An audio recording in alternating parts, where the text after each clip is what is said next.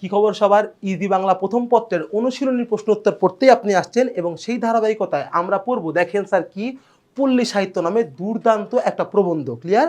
যেটা আমাদের বইয়েরই একটা পাঠ্য প্রবন্ধ, সেইটা আমরা এখন আলাপ করব। দেখেন স্যার, আমরা এখন মূলত এমসিকিউ পড়ব। কি কি এমসিকিউ দেখবেন, ভালো করে খেয়াল করবেন। 1 নাম্বার প্রশ্ন, আধুনিক শিক্ষার কর্মনাশার স্রোতের অতল গর্বে কি তুলে আছে স্যার? ক্লিয়ার?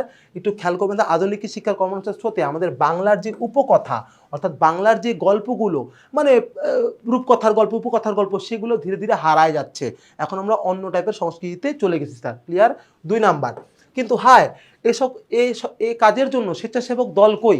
মোহাম্মদ শহীদুল্লাহর এই হতাশা দূর হতে পারে কিভাবে?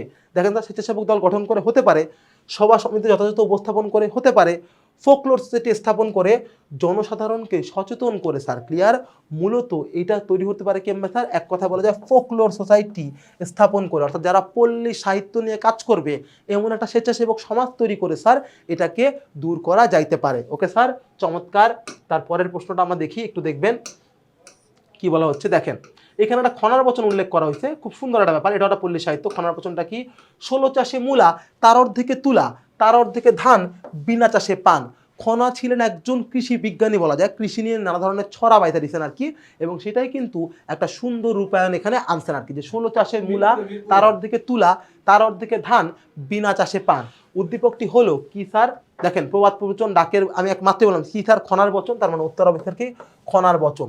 খনা ছড়ায় ছড়ায় কৃষি নিয়ে অনেক জ্ঞান দিতেন। তো স্যার দেখেন, আমরা বলতেছিলাম 4 নাম্বার প্রশ্ন, শেষ প্রশ্নটা, সেটা কি? আলোচ্য উদ্দীপকে মানে যে খনার বচনটার মধ্যে বাঙালির অমূল্য সম্পদ, তার কারণ কি? 1, অভিজ্ঞতা সম্পন্ন। হ্যাঁ, এই খনার বচনের মধ্যে কৃষি অভিজ্ঞতা বিস্তারিত। দ্বিতীয় কি স্যার? ঐতিহ্যময়, এর মধ্যে ইতিহাস লুকায় আছে, দীর্ঘদিনের ইতিহাস। 3 নাম্বার কি? প্রয়োজনীয়। তার মানে দেখেন স্যার, এই প্রবাদটা কিন্তু কৃষিক্ষেত্রে খুবই প্রয়োজনীয়। তার মানে এই 3টা দিকই কই পাওয়া যায় স্যার? কোথায়? আমাদের এই প্রশ্নের উত্তরে পাওয়া যায়। তার মানে এই আলোচ্য প্রবাদটি অবশ্যই খুবই গুরুত্বপূর্ণ বাঙালির জন্য, তার কারণ এ অভিজ্ঞতা সম্পন্ন, ঐতিহ্যময় ও প্রয়োজনীয়। Clear sir? এই ছিল আমাদের 4টা এমসিকিউ প্রশ্ন। কিসের স্যার? পল্লী সাহিত্য প্রবন্ধের। আজ এ পর্যন্তই থাক। আমরা নেক্সট সৃজনশীল আলাপে আবারও চলে যাব এই পল্লী সাহিত্যের অনুশীলনী সৃজনশীল। সে পর্যন্ত ভালো থাকবেন। সবাইকে আল্লাহ হাফেজ।